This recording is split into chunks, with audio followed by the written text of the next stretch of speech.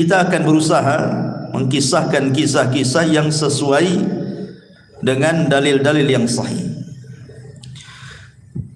Ma'asyiral muslimin yang dimuliakan Allah Azza wa Jalla, yang pertama kisah tentang dua orang di zaman Bani Israel yang salah satunya bersumpah melewati takdir Allah Subhanahu wa taala. Kisah ini disebutkan oleh Abi Hurairah radhiyallahu an, dan kisah ini juga dikeluarkan oleh Al-Imam Abi Dawud dan disahihkan oleh Syekh Nasiruddin Al-Albani rahimahullahu taala dalam As-Sahihah.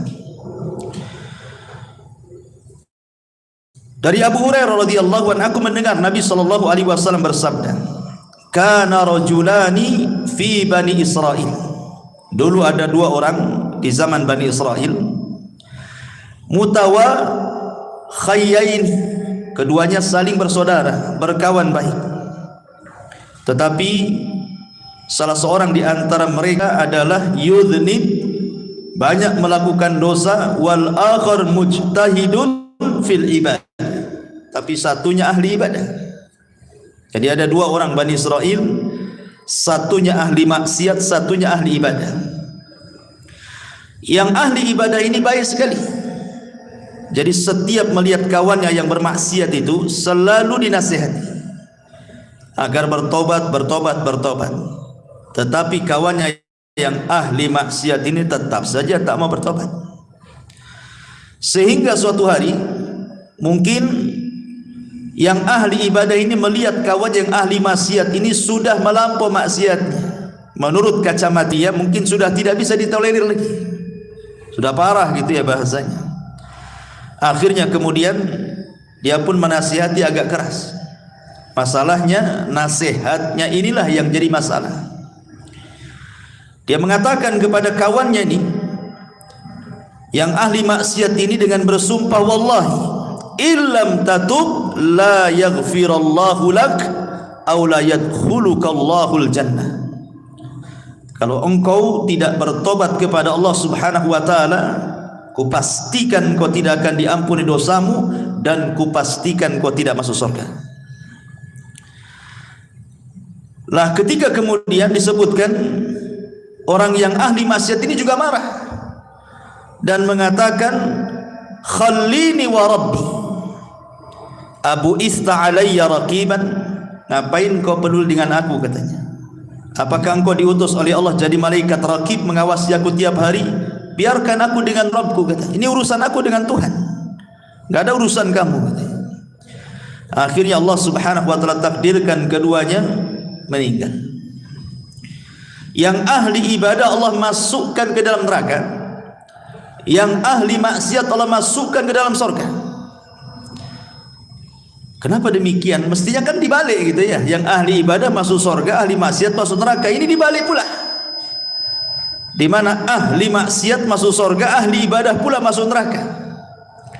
Masalahnya, kata Abu Hurairah radhiyallahu an, ketika mengomentari hadis ini, dia mengatakan, walladzi nafsi biadi, demi zat yang jiwaku berada di tangannya, kata Abu Hurairah, demi Allah, yang satu itu, maksudnya yang ahli ibadah itu, sudah mengucapkan dengan satu kalimat, au baqad dunyahu wa akhiratah, yang menjadikan dunia dan akhiratnya terjungkal. Artinya tidak ada manfaatnya. Dunia tidak ada manfaat, akhiratnya pun tidak ada manfaat.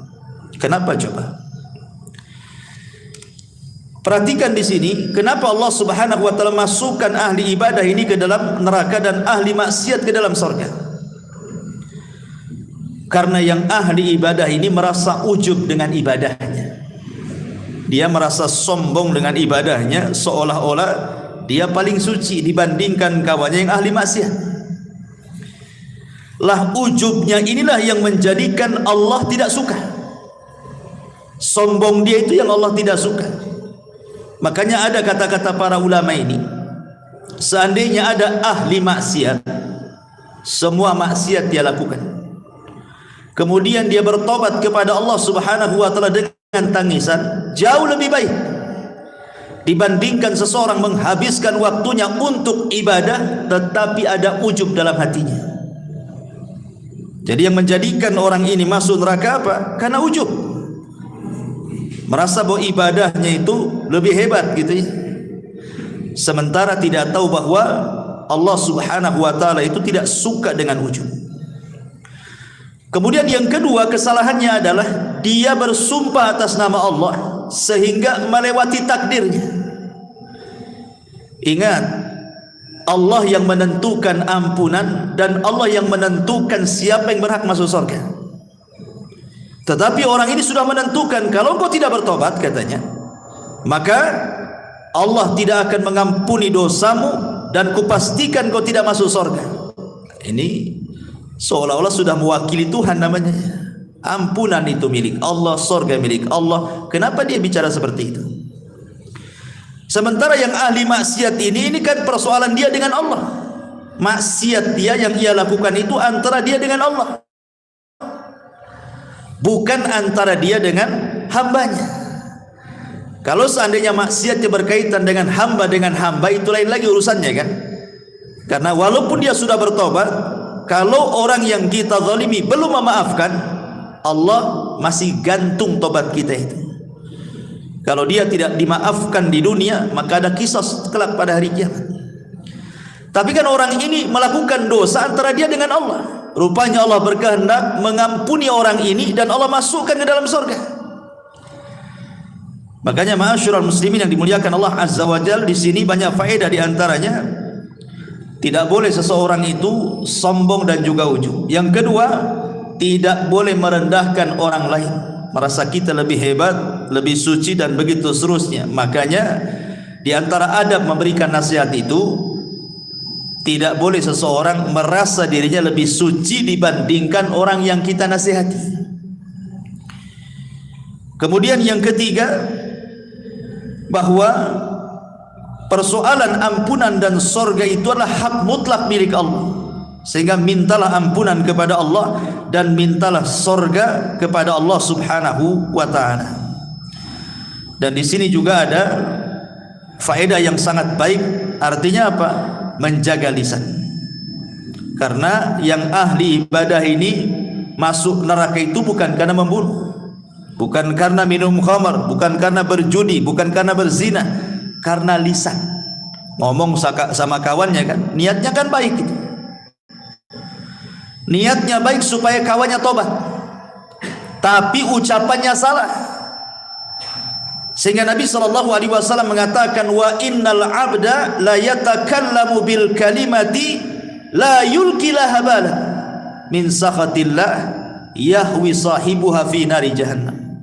Terkadang ada seorang hamba mengucapkan satu kalimat tanpa sadar loh. Ini kan orang ini ngomong tanpa sadar karena emosi, sehingga mengeluarkan kata-kata kan. Tetapi tetap saja sadar ataupun tidak, orang ini karena sudah mengucapkan satu kalimat yang membuat Allah murka, cukup Allah masukkan dia ke neraka. Subhanallah, bagaimana kalau ucapannya itu dirangkai sebelumnya? Memang sudah dirangkai dari rumah untuk ngomong gitu ya. Lebih parah lagi, orang ini tidak sadar karena saking marahnya dia ngomong begitu. Maka ini juga ada faedah tentang jaga lisan dan juga beradablah kepada Allah Subhanahu wa taala. Jangan melintasi takdir yang sudah Allah takdirkan kepada setiap manusia.